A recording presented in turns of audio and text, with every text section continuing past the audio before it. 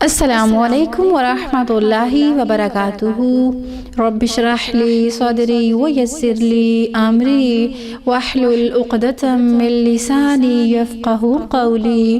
ربنا زدنا علما، اللہم فقہنا فی الدین، اللہم صل وسلم علی نبینا محمد صلی اللہ علیہ وآلہ وسلم۔ ہر انسان کی زندگی میں بہت سے ایسے معاملات پیش آتے ہیں جن کا فیصلہ کرنا انسان کے لیے مشکل ہوتا ہے۔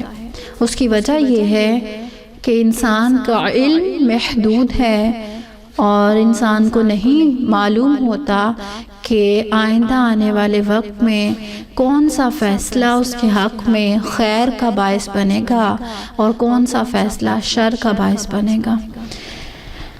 لہٰذا عقل مند وہی ہے جو خیر کو اختیار کرنے کے لیے اللہ تعالیٰ سے دعا کرے اور پھر دعا کے بعد کوئی حتمی فیصلہ کرے۔ دور جاہلیت میں جو ہے فیصلہ کرنے کے لیے لوگ مختلف طریقے اختیار کرتے تھے، مثلاً فال نکالتے تھے اور پرندوں سے فال لیتے تھے، نجومی اور کاہن کے پاس جاتے تھے، قرآن اندازی کرتے تھے اور تیروں کے ذریعے قسمت کا حال معلوم کرتے تھے۔ اسلام نے ان سارے خود ساختہ طریقوں کو ختم کر کے کنڈیم کرنے کے بعد کیا کیا ہے؟ اللہ تعالیٰ سے مشورہ کرنا سکھایا ہے، بندے کو اس کے رب سے جوڑا ہے۔ امام ابن تیمیہ کہتے ہیں جس نے اللہ سے استخارہ کیا اور مخلوق سے مشورہ کیا اور پھر کیا کیا؟ اپنے کام میں ثابت قدمی اختیار کی، پھر اس کام میں جلد بازی نہ کی، یعنی غور و فکر کرنے کے بعد فیصلہ کیا، تو ایسا شخص کبھی شرمندہ نہیں ہوتا اپنے فیصلے پر۔ استخارہ کیا ہے؟ خیر طلب کرنا۔ اس کا مطلب ہے شریعت کی روح سے کسی بھی اہم معاملے میں، مثلاً کاروبار ہے، شادی ہے، سفر وغیرہ کا فیصلہ کرنے سے پہلے 2 رکعت نفل ادا کرنے کے بعد استخارہ کی دعا پڑھنا، مخصوص دعا کے ذریعے اللہ تعالیٰ سے بھلائی طلب کرنا استخارہ کہلاتا ہے۔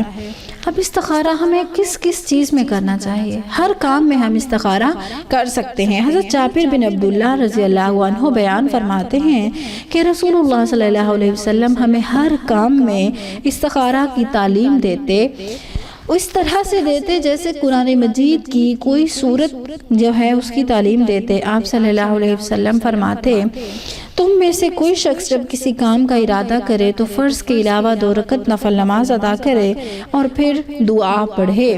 کیا ہے وہ دعا؟ اللہم انی استخیرک بعلمک واستقدرک بقدرتک واسألک من فضلک العظیم فإنک تقدر ولا اقدر وتعلم ولا اعلم وانت علام الغیوب۔ اللہم ان کنت تعلم ان هذا الامر خیر لی فی دینی ومعاشی وعاقبت امری فاقدره لی ویسره لی ثم بارک لی فیہ وان کنت تعلم ان هذا الامر شر لی فی دینی ومعاشی وعاقبت امری فاصرف عنی واصرفنی عنہ واقدر لی الخیر حیث کان ثم ارضنی بہ۔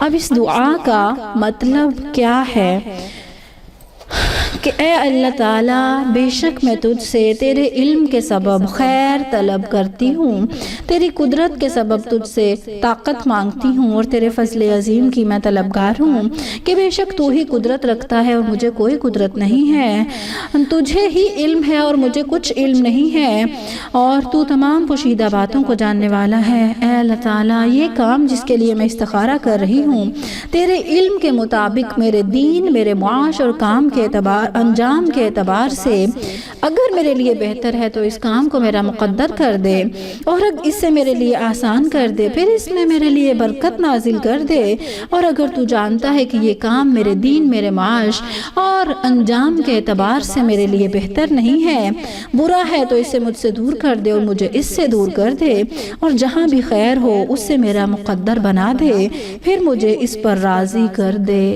یہ ہے جو اینڈ پہ جو بات ہے نا، راضی کر دے، یہ بہت زیادہ ضروری ہے، کیونکہ جب تک انسان کا اپنا دل مطمئن نہ ہو تو انسان کوئی فائدہ نہیں ہے کسی بھی کام کے کرنے کا۔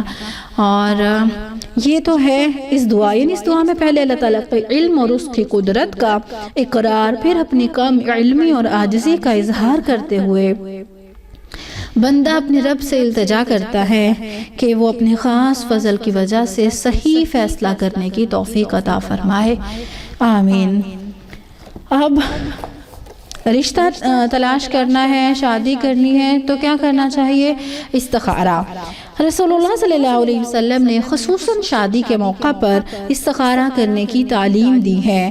حضرت ابو ایوب انصاری رضی اللہ عنہ سے روایت ہے، بے شک رسول اللہ صلی اللہ علیہ وسلم نے فرمایا، منگنی کے ارادے کو لوگوں پر ظاہر نہ کرو، یعنی ابھی آپ پیغام بھیج رہے ہیں تو اس چیز کا شور نہ مچائیں، خاموشی سے کریں، پھر وضو کرو اور اچھے طریقے سے وضو کرو اور نماز پڑھو جو اللہ نے تمہارے لیے لکھی ہے، پھر اپنے رب کی تعریف اور اس کی بزرگی کرو، پھر کہو اے اللہ بے شک تو قدرت رکھتا ہے اور میں قدرت نہیں رکھتا، تو جانتا ہے اور میں نہیں جانتا، تو تمام غیبوں کا جاننے والا ہے، پس اگر تیرے نزدیک اس رشتے میں جس کا نام فلاں ہے اس کا نام لے، اور پھر میرے دین، میری دنیا اور میری آخرت کے اعتبار میری آخرت کی بھلائی ہے تو اسے میرا مقدر کر دے، اور اگر اس کے علاوہ کوئی اور میرے دین، دنیا اور آخرت کے اعتبار سے بہتر ہے تو اس کا میرے حق میں فیصلہ فرما دے یا میرا مقدر بنا دے۔ اسی طرح سے ایک اور روایت ہے، حضرت انس رضی اللہ عنہ سے روایت ہے کہ جب حضرت زینب رضی اللہ عنہ کی عدت پوری ہوئی تو رسول اللہ صلی اللہ علیہ وسلم نے حضرت زید سے فرمایا کہ وہ جا کر زینب رضی اللہ عنہ سے انہا سے میرا ذکر کرے۔ حضرت زید فرماتے ہیں، میں نے جا کر کہا اے زینب خوش ہو جاؤ، مجھے رسول اللہ صلی اللہ علیہ وسلم نے بھیجا ہے، وہ تمہارا ذکر کرتے ہیں، یعنی نکاح کے لیے۔ تو زینب رضی اللہ عنہ بولی میں کچھ بھی فیصلہ نہیں کروں گی یہاں تک کہ میں اپنے رب سے مشورہ نہ کر لوں، یعنی استخارہ نہ کر لوں۔ یہ کہہ کر وہ اپنی نماز کے لیے کھڑی ہو گئی اور قرآن نازل ہوا، پھر رسول اللہ صلی اللہ علیہ وسلم بغیر اجازت طلب کیے تشریف لے گئے، کیونکہ ان کا نکاح اللہ تعالیٰ نے آسمانوں پر فرما دیا تھا۔ اور ہمیں یہ پتہ چلتا ہے اس چیز سے کہ شادی اور رشتہ طے کرنے کے لیے ایک تو یہ ہے کہ جب پیغام بھیجا جائے تو اس پہ شور نہ مچایا جائے، کیونکہ ابھی فائنل نہیں ہوا کچھ بھی، تو اس کے لیے استخارہ کیا جائے۔ جب آپ حتمی فیصلہ کر لیں تو پھر جو ہے وہ دوسروں کو ضرور بتائیں۔ اب تدفین رسول اللہ صلی اللہ علیہ وسلم، یعنی رسول صلی اللہ علیہ وسلم کی تدفین کرنا اور استخارہ، صحابہ کرام رضی اللہ عنہم کا طریقہ تھا کہ وہ ہر اہم معاملے میں استخارہ کیا کرتے تھے۔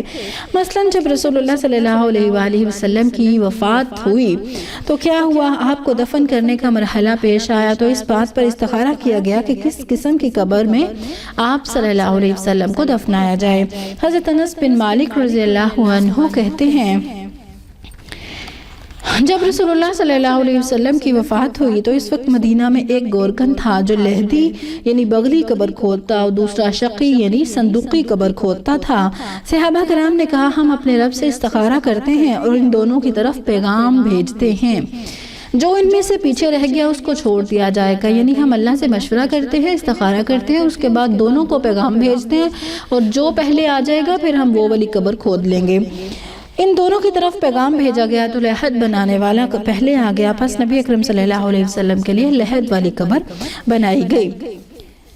اسی طرح سے حدیث کا انتخاب کرنے کے لیے بھی استخارہ کیا گیا، جیسے امام بخاری رحمہ اللہ ہر حدیث کی تحقیق کے بعد کتاب میں لکھنے سے پہلے غسل فرماتے، اللہ تعالیٰ سے استخارہ کرتے۔ وہ کہتے تھے میں جب اس تحقیق سے فارغ ہوتا کہ یہ حدیث فن حدیث کے اصولوں پر پوری اترتی ہے، یعنی اپنے علم کے مطابق جب ایک حدیث کی سلیکشن ہو جاتی تو پھر اللہ تعالیٰ سے مشورہ کرتے، استخارہ کرتے، اور میں اس کو چاندنی راتوں میں نبی اکرم صلی اللہ علیہ وسلم کی قبر مبارک کے پاس بیٹھ کر لکھا کرتا تھا، اللہ اکبر کبیرہ۔ اس کے علاوہ اب استخارہ کرنے کا طریقہ کیا ہے؟ استخارہ ایک مسنون عمل ہے، سنت ہے کسی بھی اہم معاملے کا فیصلہ کرنے کے لیے اللہ تعالیٰ سے مشورہ ہے۔ نبی اکرم صلی اللہ علیہ وسلم کا استخارہ جو طریقہ سکھایا اسی کو اختیار کرنا چاہیے، اپنے سے خود ساختہ طریقوں سے ہمیں پرہیز کرنا چاہیے، کیونکہ وہ تو پھر سنت کی بجائے بدعت ہو جائے گا۔ اور کیونکہ یہ اللہ اور اس کے رسول سے آگے بڑھنے والی بات ہے، اچھی طرح وضو کر کے استخارہ کی نیت سے 2 نفل ادا کریں، پوری خشوع و خضوع کے ساتھ سلام پھیر کر اللہ کی حمد و ثنا اور نبی صلی اللہ علیہ وسلم پر درود پڑھیں۔ مسنون دعائے استخارہ عاجزی، انکساری، یقین اور توجہ سے مانگیں۔ انشاءاللہ اللہ تعالیٰ ضرور بہتر راستہ دکھائیں گے۔ اب اس کے آداب کیا ہیں، شرائط کیا ہیں؟ استخارہ سب سے پہلی بات ہے خود کریں، کیونکہ فیصلہ آپ نے کرنا ہے، دل کا اطمینان ملتا ہے اس سے، یعنی آپ کو سمجھ آتی ہے کہ یہ بات میرے لیے ٹھیک ہے یا نہیں ٹھیک۔ اگر کوئی اور کرے گا تو ہو سکتا ہے اس کے لیے تو ٹھیک ہو لیکن آپ کے لیے ٹھیک نہ ہو، اس کا دل اطمینان پایا، آپ کا دل کسی کے کہنے سے کیسے اطمینان پائے گا؟ تو ہمیں مشورہ اللہ تعالیٰ سے خود کرنا چاہیے، اور استخارہ جس کو جو بھی مسئلہ ہے وہ خود کرے، کوئی دوسرا آپ کے لیے استخارہ نہیں کر سکتا۔ کسی اور سے استخارہ کروانا خصوصاً معاوضہ دے کر سنت سے ثابت نہیں، کیونکہ بیمار ہونے پر دوا مریض کو پلائی جاتی ہے، کسی دوسرے کے دوا پینے سے مریض صحت یاب نہیں ہوتا۔ اس کے علاوہ استخارہ ایک دفعہ کرے، اگر دل کی تسلی نہ ہو رہی ہو تو زیادہ مرتبہ بھی کیا جا سکتا ہے، کیونکہ یہ ایک دعا ہے اور دعا میں کثرت پسندیدہ عمل ہے۔ استخارہ کر کے سونا ضروری نہیں ہے کہ ہمیں کوئی خواب آئے گا تو پھر ہمیں کچھ سمجھ آئے گی، نہیں، دعائے استخارہ کے بعد باتیں کریں یا نہ کریں اس سے کوئی فرق نہیں پڑتا۔ استخارہ کے لیے کوئی وقت بھی مخصوص نہیں ہے، جب بھی کسی معاملے کا فیصلہ کرنے میں مشکل پیش آئے سوائے مکروہ اوقات کے تو استخارہ کر سکتے ہیں، کیونکہ مکروہ اوقات میں دعا تو کر سکتے ہیں لیکن نماز نہیں، یعنی 2 نفل پڑھنے ہیں نا، تو مکروہ اوقات کون سے ہیں؟ سورج نکلتے ہوئے، سورج غروب ہوتے ہوئے اور عین دن کے درمیان میں، یعنی زوال کا وقت۔ ہر اختیاری کام میں استخارہ کیا جا سکتا ہے، البتہ فرائض میں استخارہ نہیں کیا جا سکتا۔ فرائض میں کیا شامل ہے؟ مثلا اگر نماز فرض ہے، اگر کوئی شخص اس پہ استخارہ کرے میں نماز پڑھوں کہ نہ پڑھوں، تو یہ استخارہ نہیں کر سکتے آپ۔ اسی طرح باقی ساری چیزیں، مثال کے طور پہ بیوی کا نان نفقہ فرض ہے شوہر پہ، اب وہ اس پہ استخارہ نہیں کر سکتا۔ باقی جتنے کام اختیاری ہیں، آپ کے اوپر فرض نہیں ہیں وہ کام، آپ ان کو آپ کو سمجھ نہیں آ رہی کہ میں یہ کام کروں یا نہ کروں، یا ایک ہی کام کرنے کے 2 طریقے ہیں تو کون سا اختیار کروں، آپ کو سمجھ نہیں آ رہی، اس کے اوپر استخارہ کیا جا سکتا ہے۔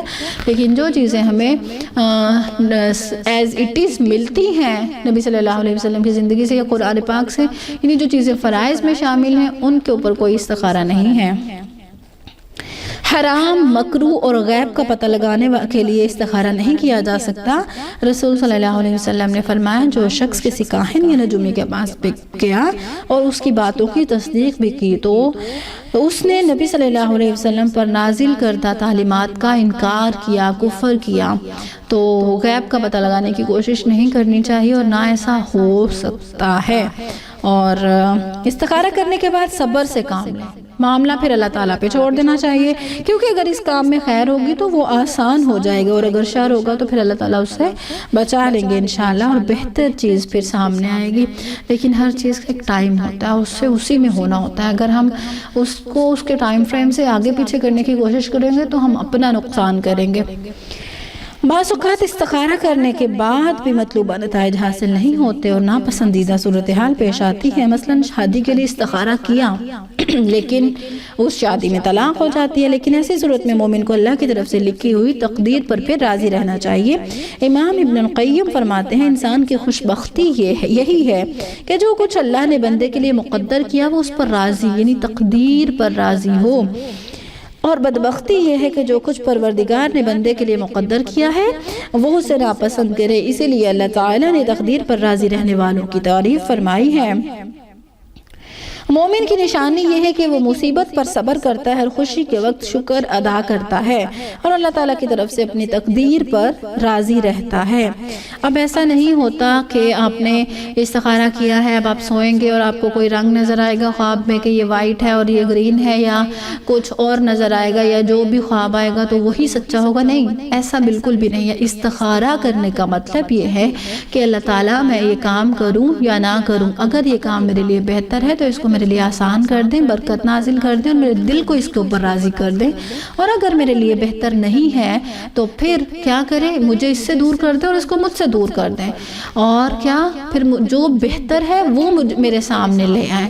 یعنی دل اطمینان پاتا ہے، انسان کا دل تسلی پکڑتا ہے اس طرف جو کہ بہتر ہوتا ہے، بس اور کچھ نہیں۔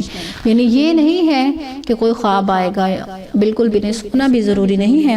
اب استخارہ کرنے کے فائدے کیا کیا ہیں؟ سب سے پہلی بات تو یہ کہ یہ سراسر بھلائی کی دعوت ہے، اس سے عقیدے کی بھی اصلاح ہوتی ہے کہ غیب کا علم صرف اللہ کے پاس ہے اور اللہ تعالیٰ ہی رہنمائی کرتا ہے۔ انسان کا اللہ سے تعلق مزید پختہ ہوتا ہے اور اس کی قدرت اور عظمت کے احساس میں اضافہ ہوتا ہے، اطمینان قلب اور یکسوئی حاصل ہوتی ہے، پریشانی سے سکون ملتا ہے، پھر جو کچھ اللہ کی طرف سے ملے اس پر دل اطمینان پاتا ہے، اللہ تعالیٰ پر توکل میں اضافہ ہوتا ہے کہ انسان صرف تدبیر کر سکتا ہے، نفع دینے والا اللہ تعالیٰ ہے۔ اللہ تعالیٰ ہمیں مسنون طریقے پر استخارہ کرنے کی توفیق دے اور استخارہ کرنے کے بعد ہمارے دل کو حق کے اوپر جو ہے وہ اطمینان ملے اور ہمیں اللہ تعالیٰ بہتر فیصلے کرنے کی توفیق عطا فرمائے۔ اللہ تعالیٰ ہمیں حق کو حق اور باطل کو باطل دکھائے، حق کو حق دکھانے کے بعد اس پر عمل کرنے کی اور باطل کو باطل دکھانے کے بعد اس سے اجتناب کرنے کی بھی توفیق عطا فرمائے۔ اللہم ارنا الحق حقا وارزقنا اتباعہ وارنا الباطل باطلا وارزقنا اجتنابہ۔ سبحان ربک رب العزت عما یصفون وسلام علی المرسلین والحمد للہ رب العالمین۔ السلام علیکم ورحمۃ اللہ وبرکاتہ۔